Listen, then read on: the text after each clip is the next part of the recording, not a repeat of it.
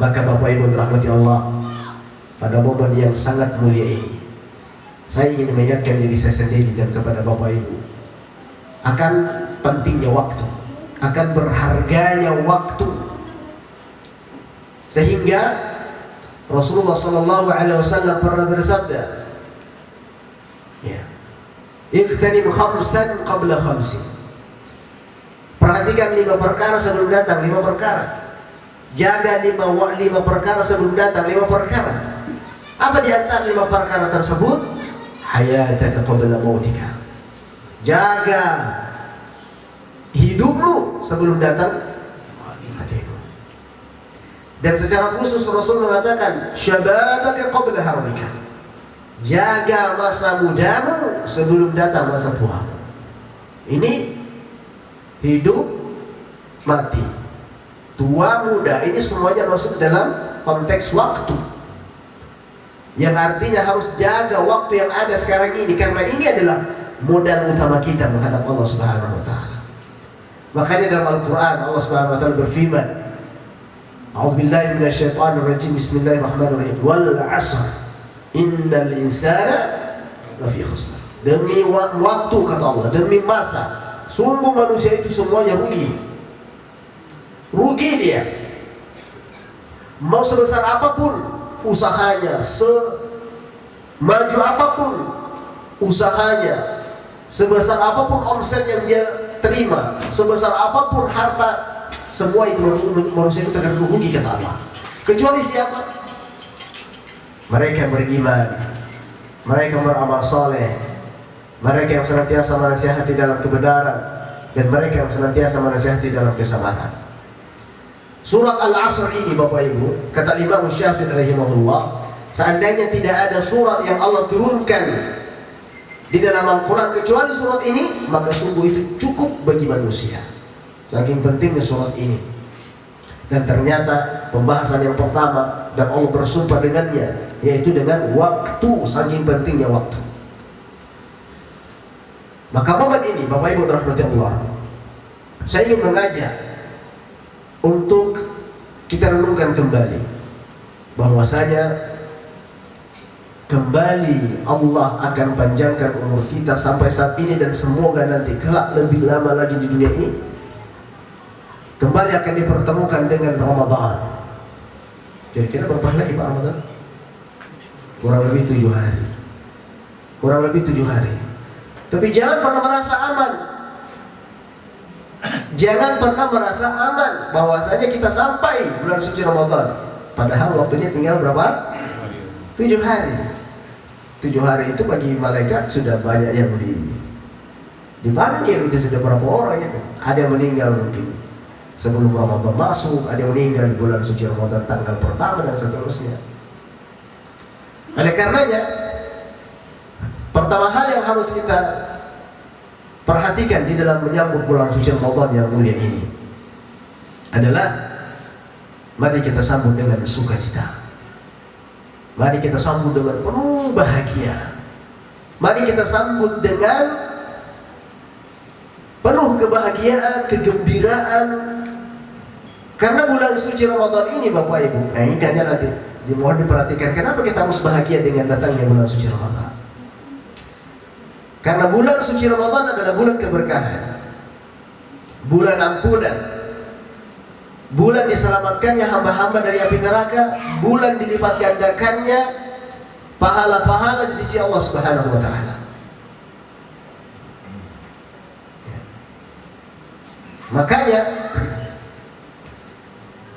para sahabat salafus saleh, orang-orang soleh sebelum kita, disebutkan kanu yad'una Allah 6 ashhur qabla Ramadan, 6 ashhur an yuballighahum Ramadan, wa 6 ashhur ba'dahum an yataqabbalahu Allah minhum. Ini kondisinya orang-orang soleh ketika awal-awal mau masuk Ramadan. Mereka sudah berdoa 6 bulan sebelum datangnya bulan suci Ramadan. Berdoa 6 bulan sebelum datangnya bulan suci Ramadan. Ya. Artinya mereka sudah memanjatkan doa, mengangkat tangannya ke langit, seraya meminta, ya Allah sampaikan kami bulan suci Ramadan. Itu kurun waktu 6 bulan, Bapak Ibu. Lama enggak? Mereka 6 bulan sudah berdoa, ya Allah sampaikan saya di bulan suci Ramadan, sampaikan saya di bulan suci Ramadan. 6 bulan berdoa namanya. Waktu yang tidak singkat. Nah pertanyaan kita sekarang, sudah gak pernah berdoa, ya Allah sampaikan saya di bulan suci Ramadan, yang sudah hampir 7 hari kurang lebih. Akankah pernah kita panjatkan, ya Allah sampaikan saya di bulan suci Ramadan? Mereka 6 bulan. Dan setelah selesai Ramadan, 6 bulan kembali berdoa kepada Allah Subhanahu wa taala agar doa-doa mereka, ibadah mereka diterima di sisi Allah Subhanahu wa taala. Jadi bukan hanya sekedar sampai Ramadan, tapi permasalahannya apakah ibadah-ibadah yang dikerjakan selama di bulan suci Ramadan itu diterima oleh Allah Subhanahu wa taala. 6 bulan berdoa itu menunjukkan bahwasanya betul-betul diharap ini. Karena mereka menganggap bahwasanya Ramadan itu adalah tamu yang agung, tamu yang mulia, yang sudah pergi meninggalkan kita selama 11 bulan lamanya. Ibaratnya kalau Bapak Ibu punya orang-orang terkasih, punya buah hati, kekasih hati, kemudian dia lama pergi. Kalau misalnya pergi selama 11 bulan lamanya, tiba-tiba dia kasih informasi, Pak, Ma, besok atau pekan depan saya mau datang. Kira-kira bahagia atau tidak? Bapak punya anak jauh merantau sana, 11 bulan lamanya sudah pergi lama, ya. Tiba-tiba dia kabarkan, Mak, besok, pekan depan atau bulan depan saya mau pulang. Maka itu suasana hati sangat bahagia sekali. Ya Alhamdulillah anak saya pulang, ya Alhamdulillah kekasih hati saya pulang, Alhamdulillah pulang, dan subhanallah. Nah sekarang ini Ramadan Bapak Ibu yang mau datang ini, maka perhatikan suasana hati kita sekarang, karena itu adalah tanda keimanan. Ibarat tamu yang agung, ya, maka perlu persiapan. Di antara persiapannya adalah usahakan munculkan hati itu supaya bahagia dan senang. Ya, sebagaimana kalau kita mau kedatangan tamu, coba kalau misalnya Bapak Ibu dikasih tahu, Pak Antoni besok saya mau ke rumah, dan yang bilang itu siapa? Pak Prabowo misalnya. Bahagia nggak? Bahagia, haru, cemas ya. Ya, wah Pak Prabowo mau ke rumah ya. Siapa saya ya? Bertamu ke rumah, artinya Masya Allah senang sekali, bahagia sekali. Karena kenapa? Beliau punya kedudukan. Beliau adalah presiden kita, beliau adalah pemimpin kita. Maka seharusnya Ramadan juga demikian. Ramadan adalah bulan yang senantiasa dinanti-nantikan oleh orang-orang soleh, dan sebaliknya senantiasa dibenci oleh orang-orang kafir, orang-orang munafik, orang-orang yang tidak taat kepada Allah Subhanahu wa taala. Maka tumbuhkan bimbang rasa hati kita senang. Makanya Rasulullah SAW pernah bersabda, "Qad ja'akum Ramadan syahrul mubarak." Mengabarkan berita tentang akan datangnya Ramadan kepada para sahabatnya. Ya. "Qad ja'akum Ramadan syahrul mubarak." Telah datang kepada kalian Ramadan, bulan yang penuh dengan keberkahan. "Qad iftaradallahu 'alaikum siyamahu." Yang Allah wajibkan untuk kalian di bulan ini untuk berpuasa. Fihi tuftahu abwabul jannah. Di dalam bulan puasa ini surga-surga, pintu-pintu surga semuanya dibuka. Wa tughlaqu fihi al-jahim. Dan di bulan Ramadan ini semua pintu-pintu neraka ditutup oleh Allah Subhanahu wa taala. Wa tughallu fihi syayatin. Dan setan-setan pun dibelenggu. Faman hurima khairaha fihi lailatul khair min alfi syahr, kata Rasulullah.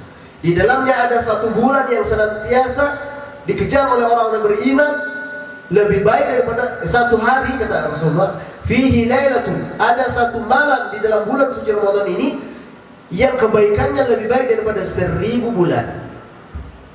Siapa yang haramkan, atau siapa yang tidak diberi kesempatan untuk mengambil kebaikan-kebaikan tersebut, faqad hurim, sungguh dia telah terhalangi dari nilai-nilai kebaikan yang banyak. Coba. Makanya kata para ulama, di antaranya Syekh Shalih Al-Fauzan hafizahullah taala, ini sebuah kabar gembira dari Rasulullah untuk para sahabat, yang artinya kita harus sambut dengan penuh sukacita. Ya, hanya saja orang-orang yang tidak beriman pasti merasa, aduh, puasa lagi, Ramadan lagi, tarawih lagi, ya, ngaji lagi, nggak bisa lagi ngopi pagi-pagi, nggak bisa lagi ngerok ke warung. Tapi meskipun ada orang-orang yang meskipun di siang bolong, ya, warung tetap buka. Ya, kalau kita lihat memang tutup. Tapi kalau Bapak sedikit lihat ke bawah, aku penuh kaki-kaki ya.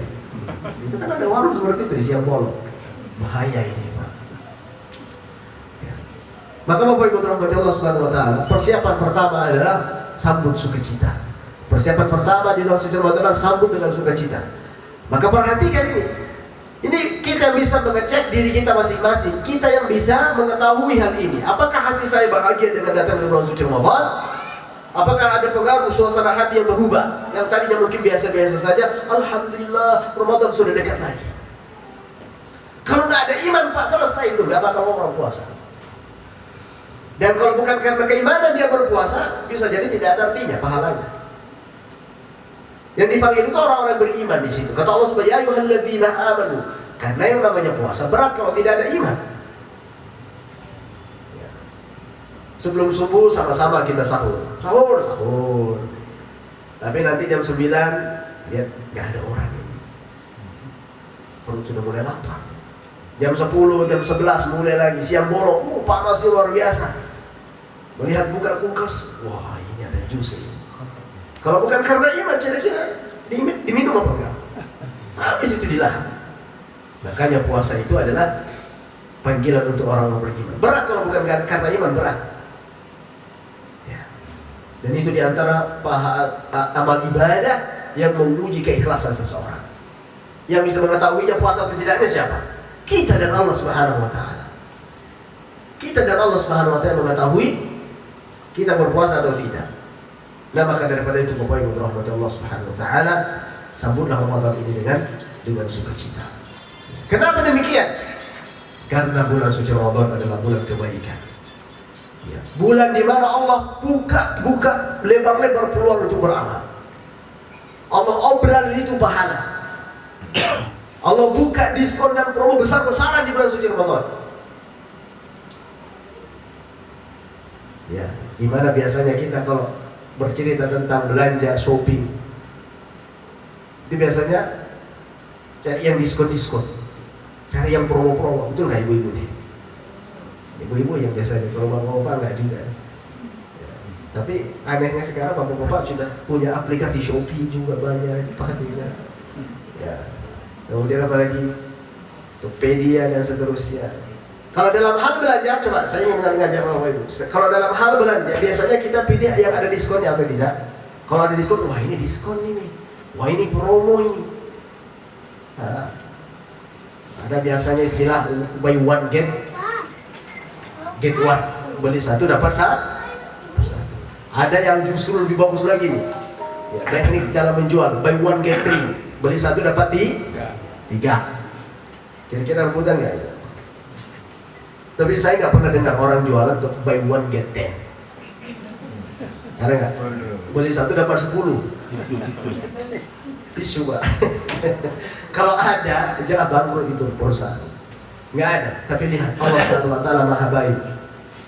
Anda kerjakan 1, Allah balas 10. Anda kerjakan 1, Allah balas 100, 200.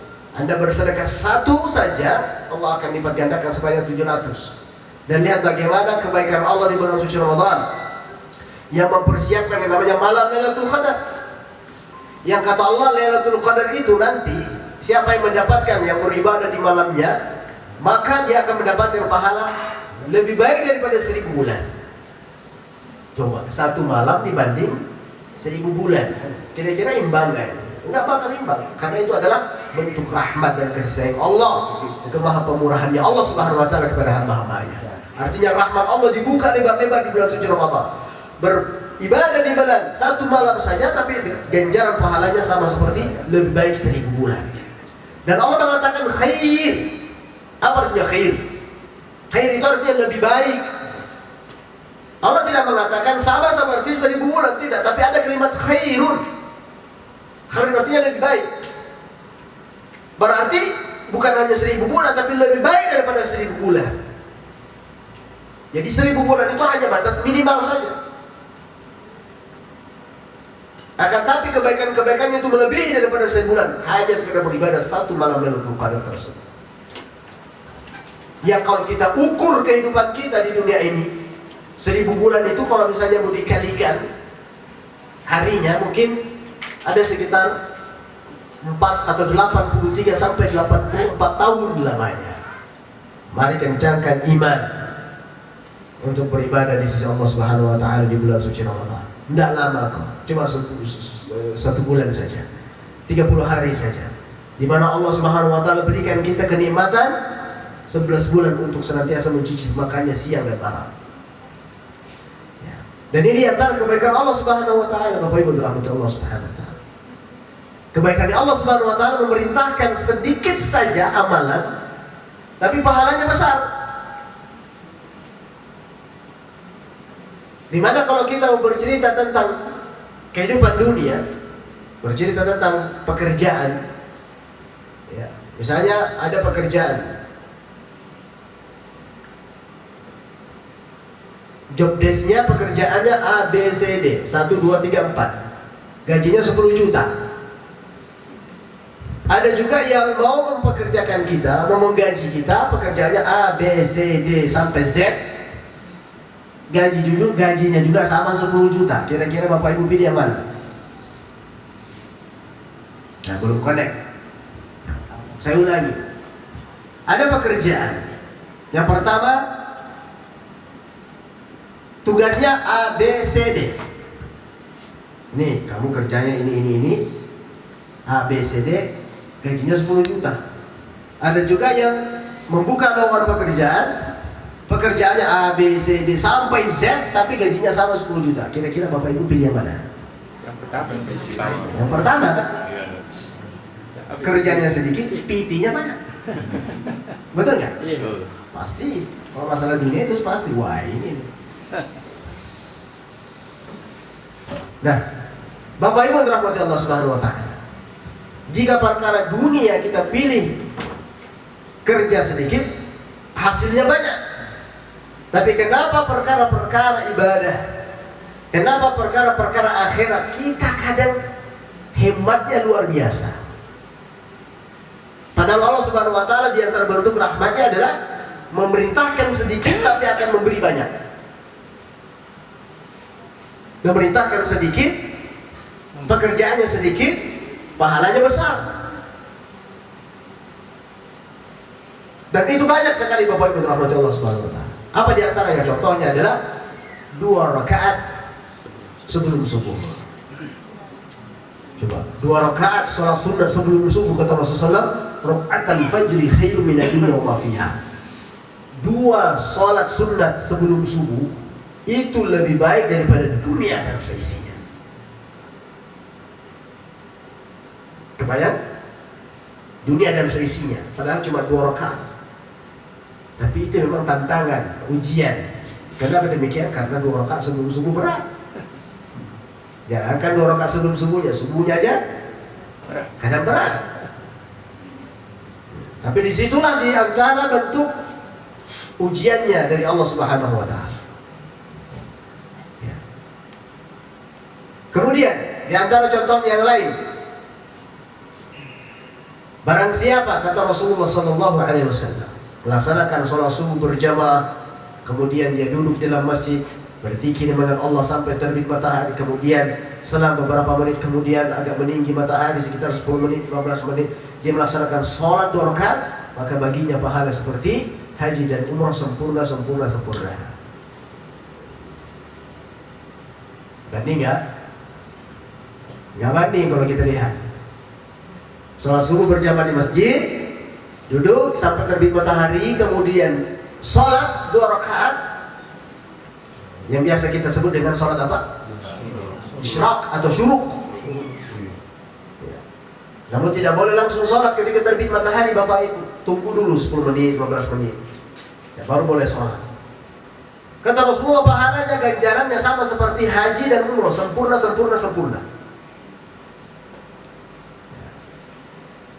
Kalau kita melihat nggak banding, tapi berat Pak. Orang kalau sudah sholat subuh, wah tergantung-gantung, pengennya balik ke rumah tidur lagi. Apalagi sudah buka HP, tangting. Pak, tolong antar anak-anak. Pak, tolong beli sayur. Pak, ini. Wah, sudah. Nggak bisa bertahan ke masjid. Padahal kalau Bapak lu tahu, ya, justru kalau Bapak, ibu-ibu tahu Bapak lagi di masjid, suami lagi habis sholat subuh, jauh suruh pulang, Pak tunggu dulu nanti. Sholat 2 rakaat dulu nanti kalau sudah terbit matahari. Kenapa pahalanya sama seperti haji dan umroh? Bapak Ibu kalau mau haji umroh berapa yang harus dikeluarkan? Nah, umroh mahal. Subhanallah. Ya. Haji lebih lagi. Udah itu ngantri lagi. Tapi ternyata pahalanya dapat kita raih dengan cara apa tadi? Pergi berjamaah di masjid, tunggu sampai terbit matahari, di situ baca Quran, mengaji, atau mungkin ada pengajian, ikut pengajian, sampai terbit matahari 10 menit sholat. Pahalanya sama seperti Bapak Ibu berangkat melaksanakan haji dan umroh sempurna. Dan dalam riwayat yang lain kata Rasulullah, "Ghufirallahu ma taqaddama min dzambi." Akan diampunkan dosa-dosanya yang telah lalu. Ya. Apalagi haji semua kita dambakan. Semoga Allah Subhanahu wa taala mudahkan kita untuk berhaji semua. Amin Allahumma. Amin. Ya. Itu. Dan di antara kebaikan Allah Subhanahu wa taala juga ya banyak sekali. Siapa yang bersalawat kepada aku, kata Rasulullah, 1 kali saja maka Allah akan bersalawat kepadanya 10 kali. Itu maha baiknya Allah. Dan disinilah bulan suci Ramadan, momen yang lebih baik, di mana Rasulullah SAW memanfaatkan momen-momen tersebut dengan giat beribadah. Ya. Bahkan disebutkan dalam sebuah riwayat, "Ajwadu ma yakun fi Ramadan." Rasulullah kelihatan lebih dermawannya adalah ketika di bulan suci Ramadan. Bukan berarti bulan yang lain tidak dermawan, tapi Rasulullah lebih dermawan ketika berada di bulan suci Ramadan. Kenapa demikian? Karena pahala-pahala dilipat gandakan oleh Allah Subhanahu wa taala. Itu tadi, kita bekerjanya sedikit, mengamalkan amalan hanya sedikit, tapi pahalanya besar. Tidakkah kita inginkan demikian? Dan itu hanya bisa dipahami oleh orang-orang yang beriman, oleh orang-orang yang mengetahui akan keagungan daripada bulan suci Ramadan. Dan kemudian Bapak Ibu rahmati Allah Subhanahu wa taala. Jadi ini persiapan pertama adalah menyambut sukacita. Yang kedua persiapannya adalah terus belajar. Banyak perkara-perkara ilmu-ilmu puasa yang mungkin belum kita pahami. Bagaimana Ustaz kalau misalnya begini? Ya, bagaimana misalnya Ustaz, saya mau puasa tapi misalnya tidur. Ya, tidurnya gimana? Dari subuh tidur sampai maghrib. Gimana hukum puasa saya Ustaz? Ya. Atau bagaimana hukum-hukum sahur? Banyak sekali hal-hal yang bisa kita pelajari. Ya. Apalagi yang tidak kita ketahui hukum-hukumnya, maka pelajari. Karena pada dasarnya siapa yang beramal didasari dengan ilmu itu akan lebih baik daripada beramal atau beribadah tidak didasari dengan ilmu. Bapak tahu hukumnya, sholat hukumnya wajib, sholat begini, dalilnya seperti ini. Bapak ketahui semuanya, itu akan lebih baik daripada kalau kita hanya sekedar sholat. Persiapan yang lainnya Bapak Ibu. Yang ketiga adalah memperbanyak beristighfar. Saatnya kita sekarang berbanyak istighfar, bertobat kepada Allah Subhanahu wa taala. Karena Ramadan itu akan terasa nikmat, akan terasa khusyuk, mengamalkan ibadah-ibadah di dalamnya ketika hati kita sebelum melaksanakannya sudah bersih. Kalau kita masih kotor hatinya, itu tidak akan pernah menghadirkan kekhusyuan. Tidak akan ada pernah merasakan kekhusyuan ketika hati kita masih kotor dalam beribadah. Maka saat-saat inilah kesempatan untuk banyak bertobat kepada Allah, banyak beristighfar kepada Allah Subhanahu wa taala. Ya. Ramadan waktunya cuma sedikit Bapak Ibu rahmati Allah. Maka manfaatkan dengan sebaik-baiknya. Hari demi hari akan berlalu terus, sehingga pada waktunya akan sampai kepada ujung. Ramadan pergi, barangkali kita tidak akan bertemu lagi pada waktu Ramadan yang akan datang. Kemudian Bapak Ibu rahmati Allah Subhanahu wa taala, di antara persiapan menyambut bulan suci Ramadan adalah persiapan fisik, persiapan hati. Ya. Persiapan fisik artinya adalah jaga kesehatan. Kalau bisa olahraga dulu, makan makanan yang sehat, istirahat yang cukup. Karena Ramadan butuh fisik. Kita tahan dahaga dan lapar siang harinya, malamnya kita harus tarawih lagi. Itu butuh fisik. Makanya orang-orang terdahulu Bapak Ibu, sebelum datangnya bulan suci Ramadan, mereka 1 bulan sebelum datang Ramadan, mereka sudah beristirahat dari pekerjaan. Mereka sudah siap-siap sudah. Siap-siap dalam hal apa? Dalam hal materi, dalam hal fisik, dalam hal ibadah. Jauh-jauh datangnya sebelum Ramadan, mereka sudah berbanyak berpuasa. Mereka sudah banyak memulai mengaji, memulai menjaga waktu sholat-sholat sunnah. Supaya apa? Masuk bulan suci Ramadan, mereka gas. Mereka gas. Kalau kita kadang-kadang baru memulai ngegas itu ketika di awal Ramadan. Sehingga apa yang terjadi? Kita merasa capek di kemudian hari. Ibaratnya kalau orang, Bapak Ibu, mau melari maraton itu kalau ngegas dulu kira-kira gimana? Akan berhenti di tengah jalan atau tidak? Berhenti dia di tengah jalan. Kan kenapa sudah terkuras dia? Tidak ada latihan, tidak ada persiapan, tidak ada pemanasan. Maka pemanasan sebelum masuk bulan suci Ramadan adalah waktu-waktu sekarang ini.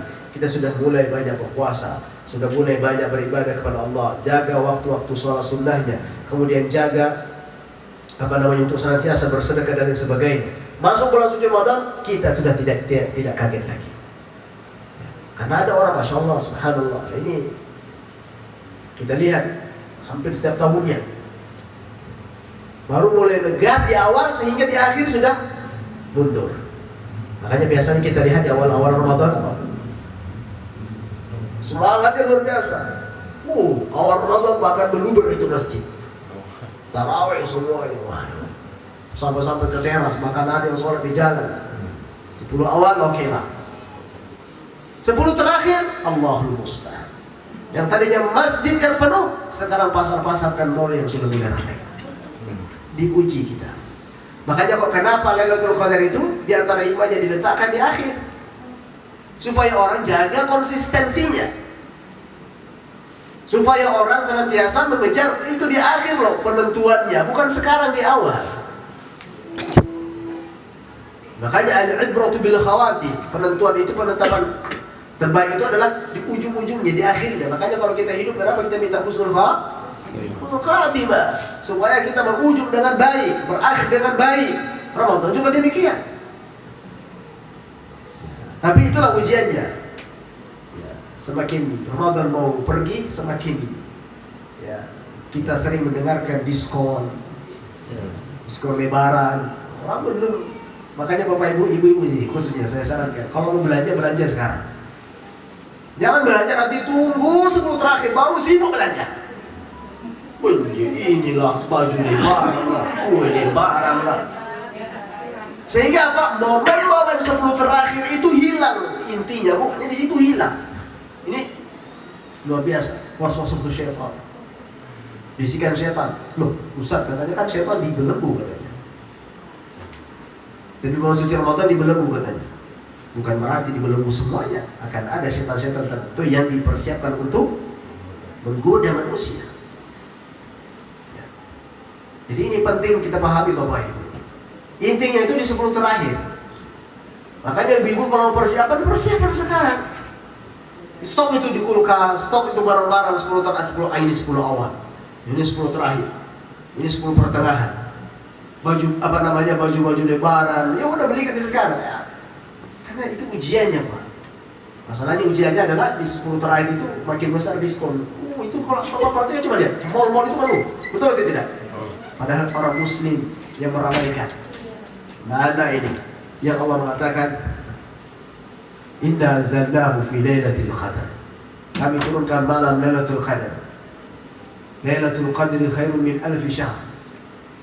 Lailatul Qadar lebih baik daripada 1000 bulan. Yang makanya Rasulullah SAW mengatakan ketika di 10 terakhir Ramadan, syadda mi'zarahu wa aiqadha ahlahu.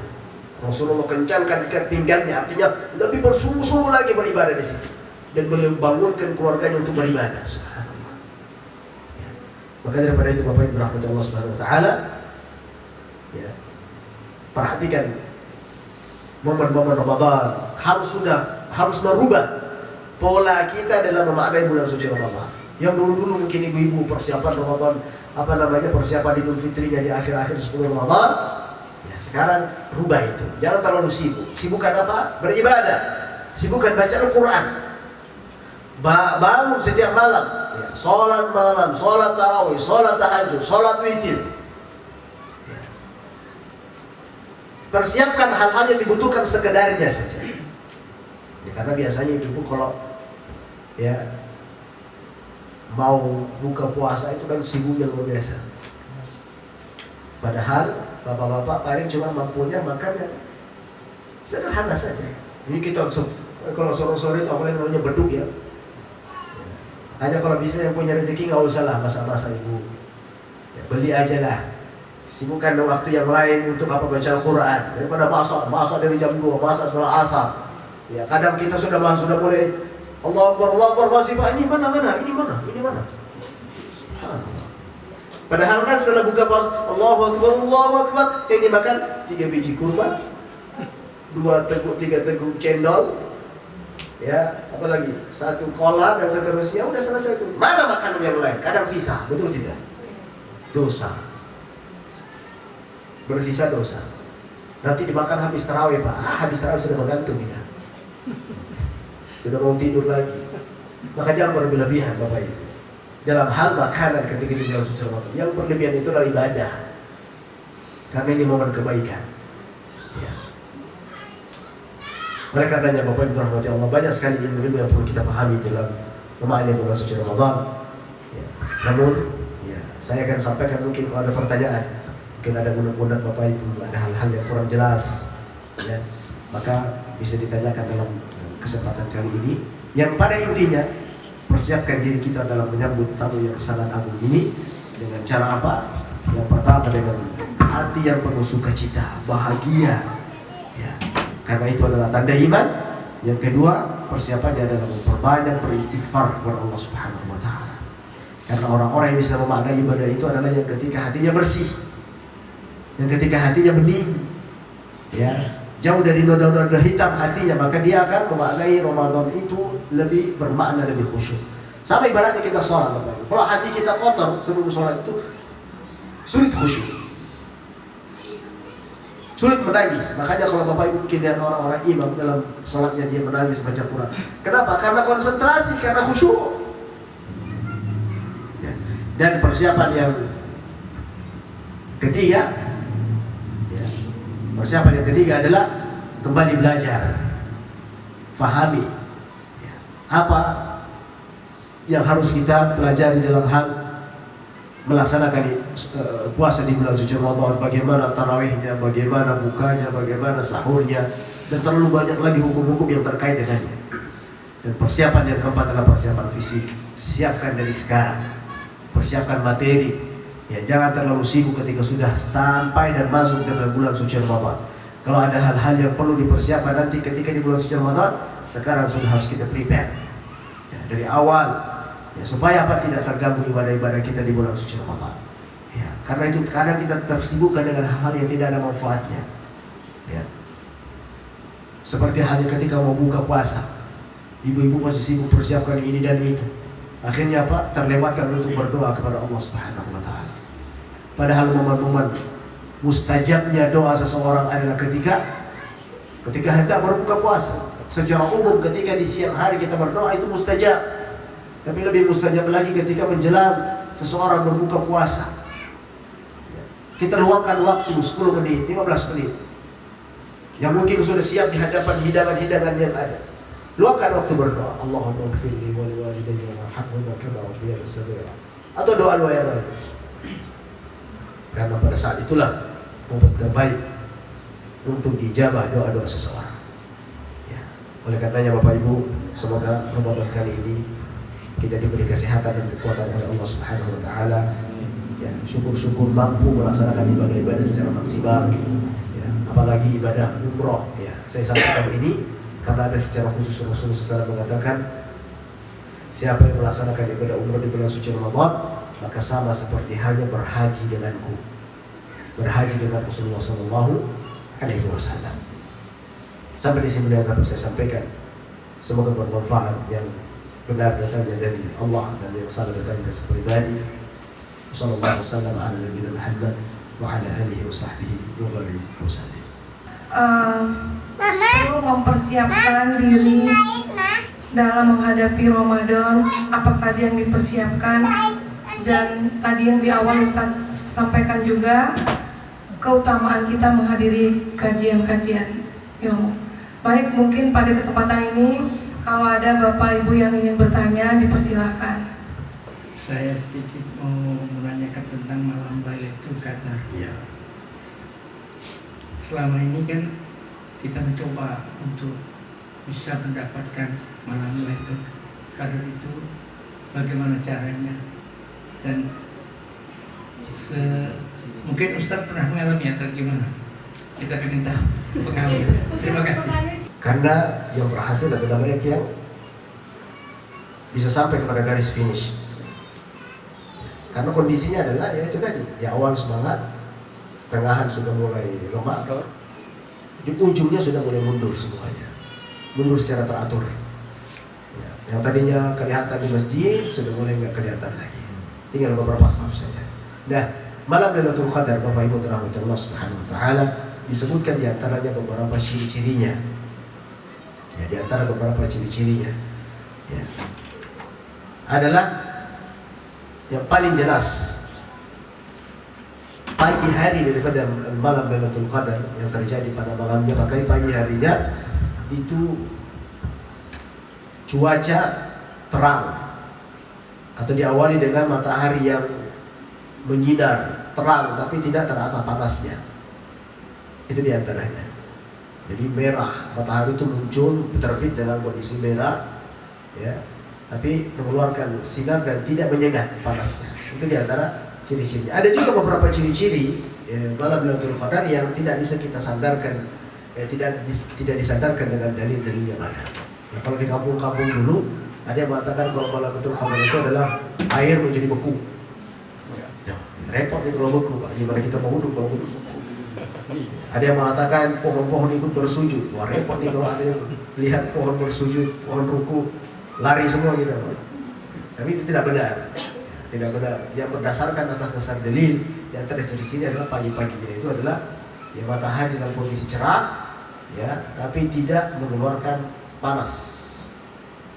Ya. Dan tidak dituntut untuk kita cari ciri-cirinya. Yang dituntut adalah bagaimana kita mengamalkan ibadah-ibadah di malam terakhir tersebut. Nah, jangan wah besok nih saya lihat nih ciri-cirinya. Akhirnya yang dipamerkan ciri-ciri ibadahnya enggak. Makanya di antara hikmahnya kenapa malam Lailatul Qadar itu dirahasiakan, tidak ditentukan kapan terjadi. Di antara ciri-cirinya hanya ada kabar Rasulullah. Kisi-kisinya apa? Di 10 malam terakhir itu berada di malam-malam ganjil. Kata Rasulullah, kami berharap malam Lailatul Qadar itu terjadi di malam-malam ganjil bulan Ramadan. Ya. Entahkah itu 21, 23, 25, 27, 29, tidak dipastikan. Supaya apa? Supaya kita konsisten. Bahkan ada juga riwayat mengatakan yang lebih diharapkannya lagi adalah malam 27. Makanya malam 27 itu Bapak Ibu di Saudi sana, di Madinah, di Mekah, Masjidil Haram, Masjidil Nabawi itu membludak jemaah. Ketika di malam 27 itu luar biasa jemaah. Karena mereka berharap malam Lailatul Qadar dalam itu, tapi tidak memastikan ya. Tidak pasti di malam 20, biasa saja 25, 23. Ya, kenapa? Ya supaya orang bersemangat terus. Ya kalau sudah dipastikan malam 21 jelas Lailatul Qadar. Udah malam 22, 23 tidur. Gitu. Santai. Kenapa ya? Sosial tidak dapatkan Lailatul Qadar Ustaz. Coba kalau malam Lailatul Qadar di awal 10 awal misalnya. Kalau di 10 awal malam Lailatul Qadar, orang-orang mengatakan ya sudah kan saya sudah dapat Lailatul Qadar. 10 pertengahan sudah nggak ada lagi, santai saja. Makanya Rasulullah mengatakan di 10 malam terakhir keadaan Rasulullah adalah syadda mi'zarahu. Beliau kencangkan ikat pinggangnya. Artinya apa? Beliau lebih bersungguh-sungguh lagi untuk beribadah di 10 terakhir tersebut. Wa aiqadha ahlahu, dan beliau bangunkan itu keluarga-keluarganya supaya apa? Memanfaatkan momen-momen emas di 10 malam terakhir tersebut. Nah, jadi itu Bapak Ibu rahmatullah Allah SWT. Dan tidak mesti harus beribadah di masjid. Bapak Ibu malam-malam ganjil khususkan misalnya baca Al-Quran, ya, khatamkan Al-Quran misalnya, ya, berdoa sebanyak-banyaknya, sholat sebanyak-banyaknya, maka itu boleh, ya, maka itu baik. Wallahu ta'ala. Dua gitu. Assalamualaikum warahmatullahi wabarakatuh. Waalaikumsalam. Jauh dari Batam. Masya Allah.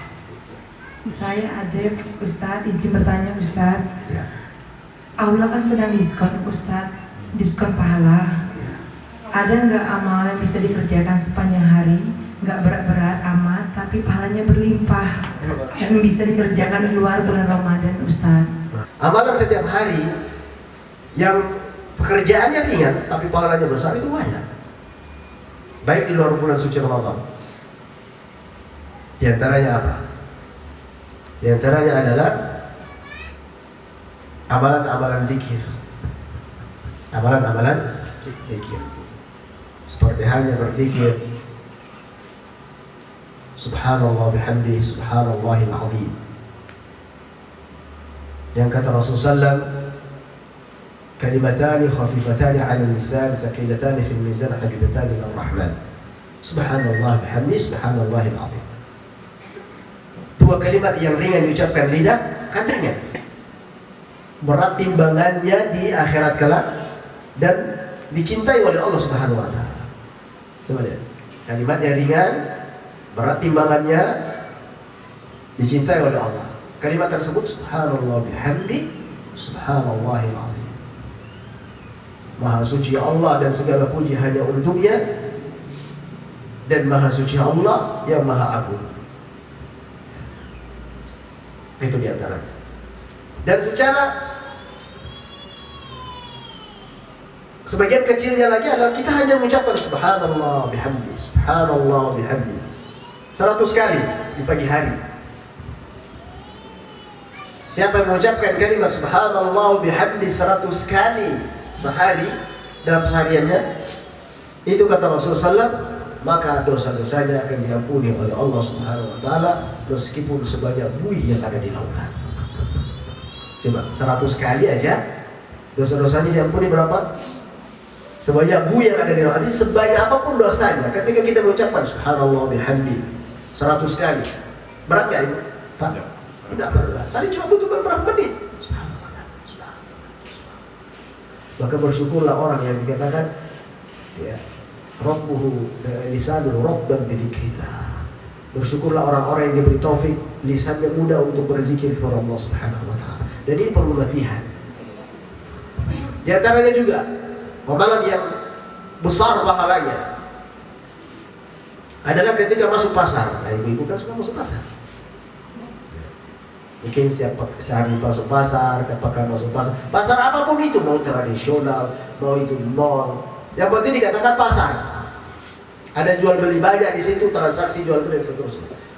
Kata Rasulullah SAW, man dakhala suqan, siapa yang masuk pasar, kemudian dia membaca la ilaha illallah wahdahu la syarika lah, lahul mulku wa lahul hamdu yuhyi wa yumiit, wa huwa hayyun la yamut, biyadihi al-khair, wa huwa ala kulli syai'in qadir.